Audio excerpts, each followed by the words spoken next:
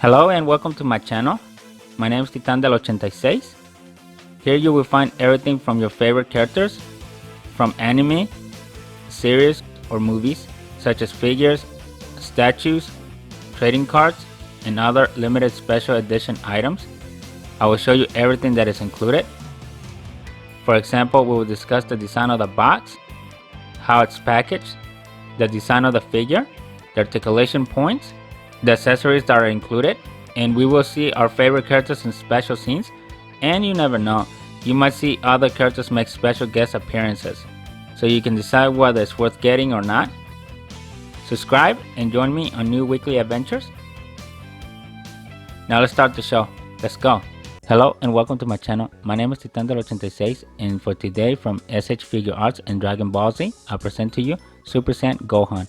This is as he appeared during the Perfect Cell and Cell Saga games. One thing that is special about this particular Gohan is that the Piccolo cape that he's wearing on this one is supposed to be made out of cloth.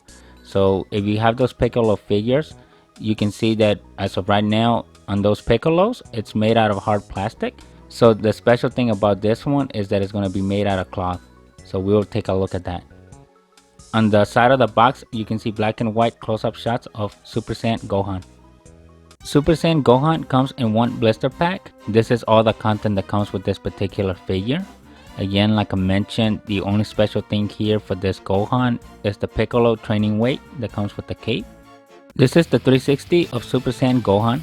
Looking at the figure, it has some interesting points of interest. The first one is the top of the shirt is not made out of the hard plastic like we've seen on other S.H.Figuarts. Here they're starting to move more into the rubber shirts, which we have seen a couple figures have this already. For example, if you remember Ultimate Gohan as well as Beast Gohan. But on this particular one, the other thing that they did is the sleeves that come off the shoulders. That is also made out of rubber, and by the looks of it, it does not appear to be attached to the main shirt.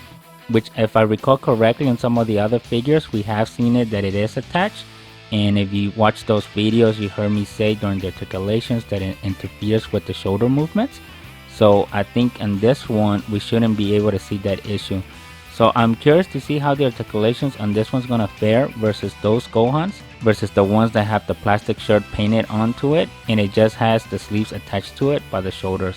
And that is something new that we are seeing here on this particular Surpassed Gohan. The other thing that I noticed, if you look at his boots, they're separated into two sections. You have the bottom of the boot, which is the base that goes by the foot. That's separated versus the section that goes up the ankles. So let's see what else we're going to find out new on this particular Gohan. Here's a quick comparison in case you have Super Saiyan 2 Gohan, the Ascending Saiyan. As you can see, the Super Saiyan 2 Gohan is a little bit bigger than the Super Saiyan 1 Gohan. It's also a little bit more bulkier, and I'm not going to go too much about the paint job as far as the outfit goes because it's going to vary figure by figure. But Super Saiyan 2 Gohan has a darker coloring versus Super Saiyan 1. And if you narrow focus on the feet by the boots, you can see exactly what I mentioned about Super Saiyan 1 Gohan having the boot separated into two sections, where Super Saiyan 2 Gohan has it as one piece. Now let's check out the articulations that come with Super Saiyan Gohan. He's got excellent movement of the head and the neck. This is as far down as you can look. This is as far up as you can see. Now this is where I was mentioning where the rubber is separated into two different sections. So you have one section for the shoulder and then you have the other section for the rest of the body. And this is again made out of rubber. Here you can see the joint. And this is as far forward as I can get them.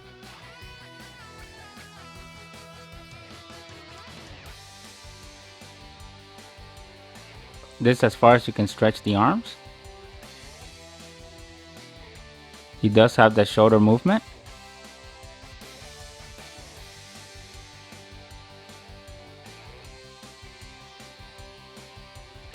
Trying to get you the 360 of the arm, which is a little bit difficult because you have two pieces here.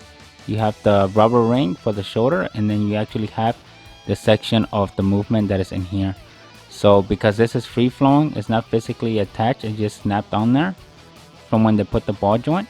So it's basically rotating on its own, which is preventing me from making a full rotation smoothly. but it can still be done. 360 off the bicep. This is as far as the elbow can bend. Here's the wrist, 360, up and down. One thing to note, this is also a separate piece now. Before it's usually painted on, but on this one, it looks like it's a piece of rubber that is attached to the forearm. It appears we're seeing a lot of improvements from this S.H.Figuarts. He's got excellent movement. This again is not attached to anything and it's also made out of rubber. So he has good chest movement. Here you can kind of see the rubber shirt as it peels off. He's got good hip rotation.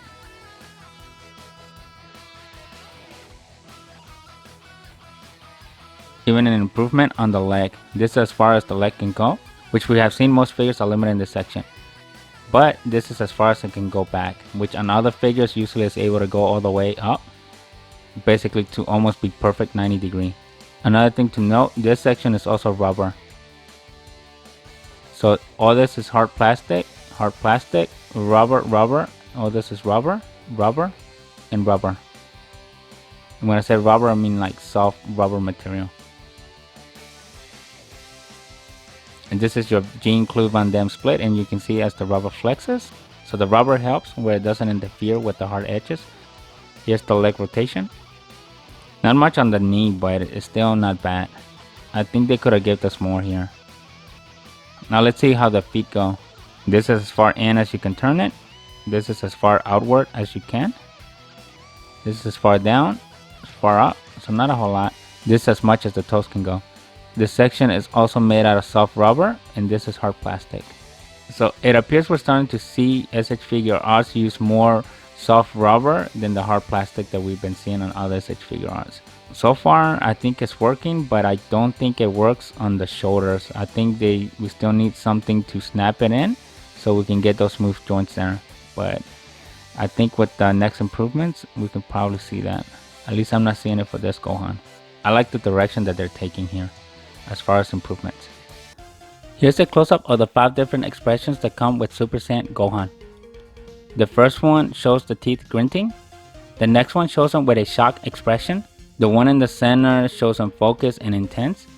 The next one is an action expression. And the last one is a neutral one. Overall, he has a good array of expressions. But this scene is when he went to Piccolo and he wanted to have the same outfit as he did.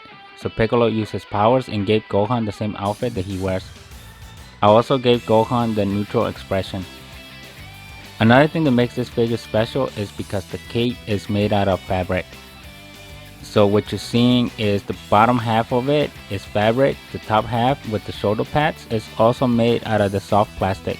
This is why I have the Piccolo, so you can kind of see the transition of the Piccolo one versus the one that Gohan has. Is the cape better done in fabric or hard plastic like the one from the Piccolo, which was divided into 3 sections, kind of like what we see in the Saint Seiya figures as well. Let me know in the comments, what do you think? One thing to note, the cape is attached to the back side of the shoulder pads, and by the looks of it, I think they might have glued a little bit on the edges coming underneath of the shoulder pads towards the front. So you probably want to be careful, because once you pull it out, you will probably need glue to glue it back on. Another thing is that he loses a lot of the articulations from the upper body once you attach the cape, which is what is expected. The other thing is the cloth is really restrictive on the arms. Not only that, but it's also restricted within the shoulder pads as well. You cannot rotate his head anymore. So don't expect to get too much articulation or different angles out of the cape without putting stress on it. And I advise you to keep most of the poses very neutral when you do anything with the cape. Just don't overstress it enough by the attachment points. But other than that, it looks really fantastic. Wow. Thank you. It's awesome. For this scene, I gave him the expression where he looks very intense. He is taking an attactive position. I believe as much as dynamic you're going to get out of the cape, I think this is going to be the most. It is very restrictive, and with the shoulder pad armor, Gohan's head is basically stuck. You're not gonna get any good rotations for him to look on the left, up, or anything. With it, all the neck movements and the head movements go away. But this figure does look amazing with it. In case you didn't know, that's actually a training weight. So I wonder how heavy Gohan's is versus the one that Piccolo uses. He also has a lot of good details. One of the things that I'm thinking that S.H.Figuarts is going towards, because on this particular figure, now they introduce fabric into these S.H. figure lines of Dragon Ball. And the other thing that they have been sneaking in is the soft rubber plastic material on the upper body. If we follow the progression line, they first started with the main body having the soft plastic, but the sleeves on the shoulders were still made out of the hard shell plastic. Then the next step that they took was the soft plastic on the sleeves, but it was connected to the main shirt. So that gave you a transition point, but it was very limited. Following up in that path, now you have it where it comes in as 3 separate joints. So each sleeve is made out of the soft rubber, and it's not attached to the main body, and the main body itself has rubber as well. But on this particular Gohan, they took another step where the portion of the pants is also made out of rubber, right where the legs meet on the crotch area. So what we're seeing is a more progression to using soft rubber versus the hard plastics. And now they're starting to introduce fabric.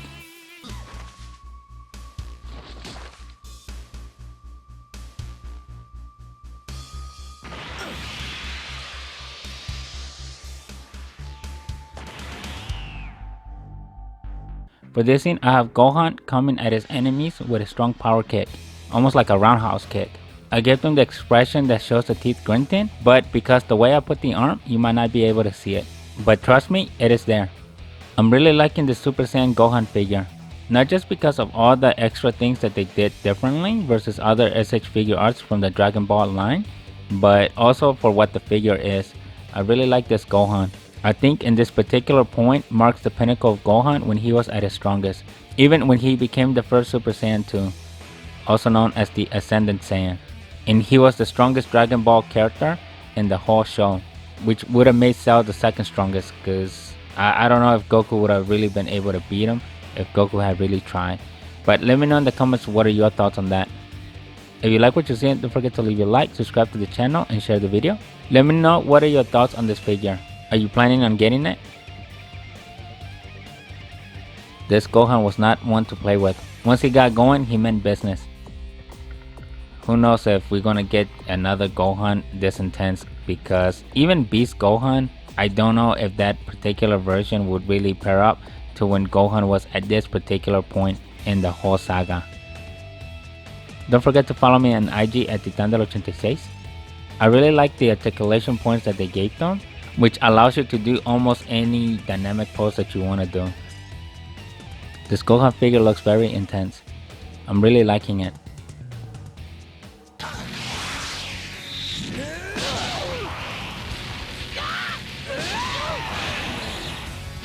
This is the scene where Gohan had that moment of epiphany when he realized that Cell was just going to continue hurting his friends until he gave them a true battle. So I gave them the shocked expression. As you can see, this is when Android 16 was giving him advice, after Mr. Satan did that long run to bring Android 16 next to Gohan. I added Cell because the whole time Cell was basically trying to get the best out of Gohan, so he kept his eyes on Gohan waiting for him to snap, so then he could get the real fight he was looking for. Overall, this is a really good Gohan figure. If you don't have it, I suggest you get it. It has a lot of new features that S.H.Figuarts added into this figure line, and they don't have a negative impact on the figure as far as I can tell. If you like what you're seeing, don't forget to leave your like, subscribe to the channel, and share the video. Plus, I really like this Gohan, since this is when Gohan was at his peak point in the whole series. The only thing I didn't like was the limited motion on the shoulders, but you also get that with the regular hard plastic sleeves. So it's not taking away and it's not adding to the articulation in that area. I think they still need to improve that portion of it, but it's not bad. Poor Android 16. I really didn't like how they did him at the end. I was really hoping for him to have more. Hopefully in Dragon Ball Super he makes a return. I know they decided to have 17 and 18, especially with 17 came back in Super and also in GT, but I would really like to see more of 16. He was actually one of my favorite androids. I just don't think they did him justice, especially what Cell did to him at the end. You are gentle. You do not like to hurt.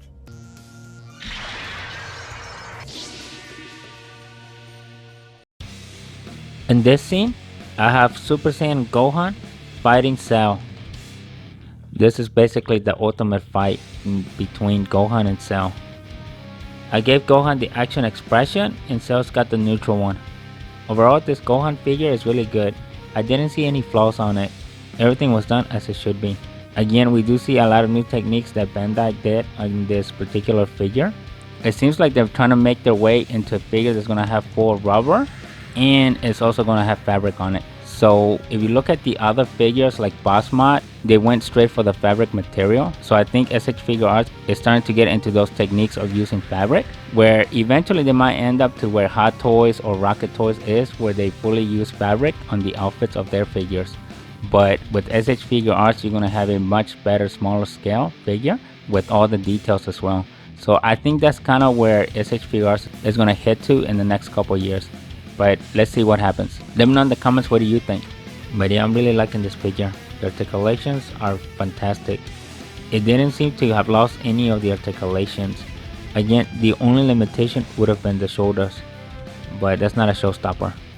Overall, it's a really solid figure. I do like the cape with the cloth idea. I just think they need to expand it a little bit more, because as of right now, it does have its limits. Overall, he has really good details. I like the fact that they gave you 2 sets of hairstyles to add more intensity to the scenes. So this figure came packed with a lot of new techniques.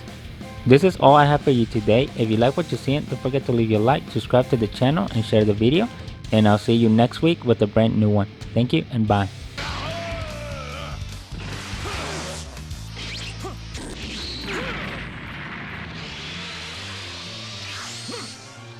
Huh.